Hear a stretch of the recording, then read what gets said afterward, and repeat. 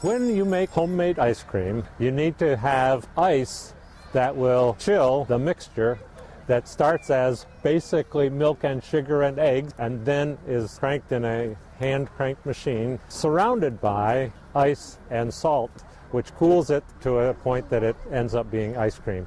The ice that we harvest here never is eaten, nor is it part of the ice cream, as a result of a need to keep things cool.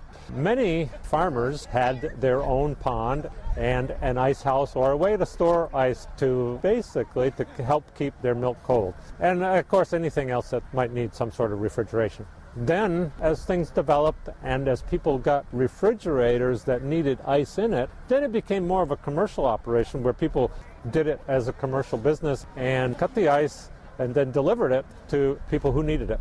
Of course, they had to store it for a period of time, but here in Tully, it was even much broader than that, though. Many people would come to the Tully area for jobs in the winter to cut ice. And then that ice was shipped to southern states and in some cases to other countries to do the refrigeration.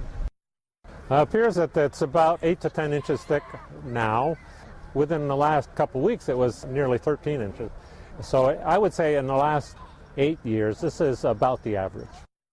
It's very interesting as to the efficiency of sawdust in keeping that ice cold or from thawing.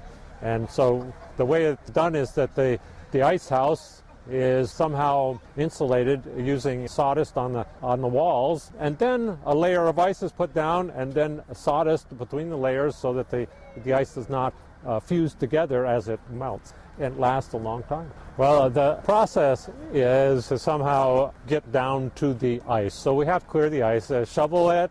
In the olden days, there were horse-drawn scoops that would scoop the ice off the snow.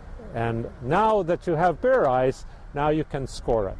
And we have an implement that has blades on it that scores the ice, maybe 2 or 3 inches deep. And we do that in a block pattern. So it's done crossways and then the other way so that there are blocks that are about, I would say about 18 inches square.